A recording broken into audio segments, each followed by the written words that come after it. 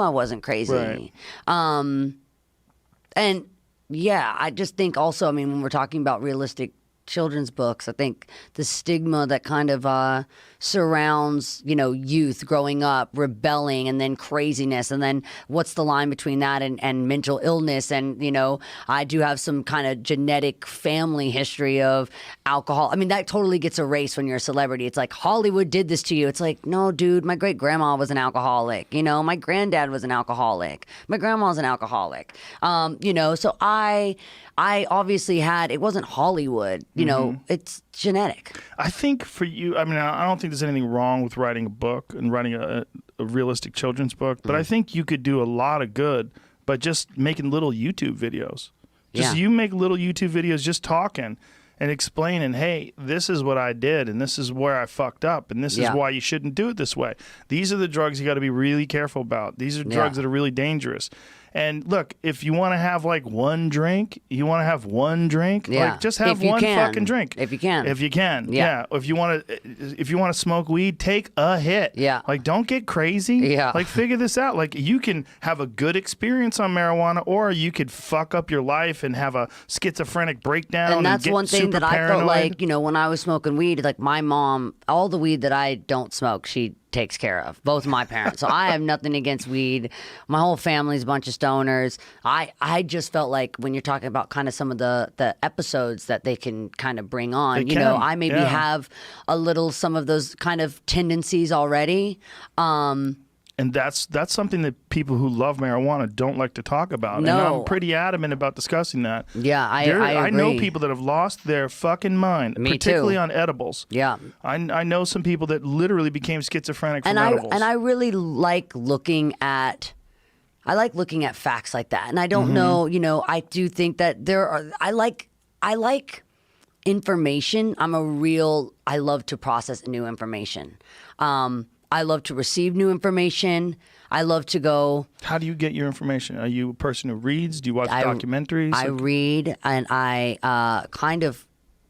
was going on a trip when I was maybe 17 years old, and I was walking through the airport, and I saw a book that said Change Your Brain, Change Your Life by Dr. Daniel Amen, who's now been my therapist for 10 years. Oh. And I couldn't get on this plane. I was having a full anxiety attack, was smoking a lot of weed, was taking a lot of shrooms. I was 17. 17, smoking a lot of weed and taking a lot of shrooms. And I started getting a little... Yeah. I started getting a little cray-cray, Don't sometimes... recommend that. Doing some things with, causing some fights with my boyfriend that were unnecessary. They got heightened. I remember one time I wrecked my car into my gate, and I said, "This is all your fault. I was the one driving the damn car, and how is this your fault?" I did not have a great idea of reality at that time.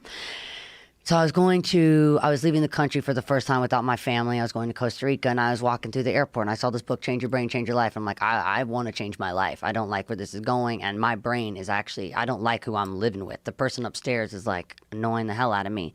So I got this book, and it got me to get onto the plane. Now, I had a few anxious breakdowns on that when you go to places like going in the middle of the jungle, you take all those little planes, and all of a sudden you're on a four-wheeler going to wherever you're going.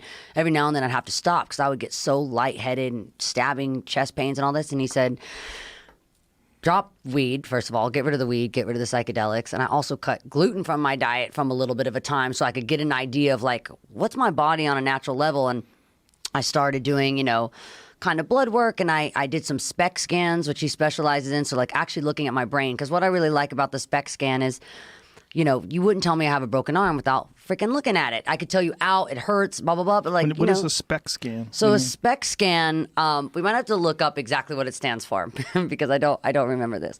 But basically, it's kind of like an X-ray, and it kind of shows you almost like in those thermal type colors of the activity of your brain. There we go.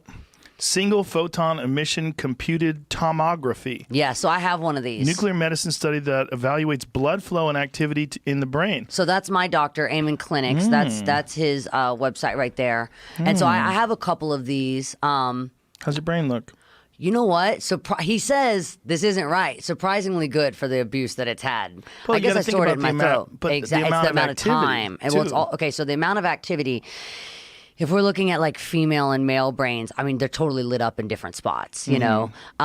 Actually, I think he's even worked with some athletes of yours. He works a lot of like with football players because he says, you know, I'm almost like a football player. For the life that I lead, I got to do everything else right. If you're going to go and live under this amount of stress, which is pretty abnormal, it's like you're getting hit in the head an abnormal amount of times, then I got to do everything else right. So I got to be pretty diligent about my supplements. I got to really care about the food that I eat. My mom always says, like, you guys are overthinking it. I've eaten Cheetos every single day. It's true for the rest of my life. And I'm like, yeah, but you're not like you're not a superstar that has to go on stage and do 2-hour shows. You know, my heart really needs to be in good condition. I need to be in good condition. I can't, by the way, my mom has crazy panic attacks. So like, I can't have any of that. My mom has had me had them slam the brakes on an airplane to take off and made me drive home from Canada to Tennessee. I drove from Tennessee to Canada 9 times because of her anxiety. Oh, Jesus I've driven Christ. from Nashville to California like 4 times because of her anxiety. So I don't Tell listen her to to my get off mom. the Cheetos. Exactly. My grandma was on a popcorn diet where she took a trash bag to the movie theater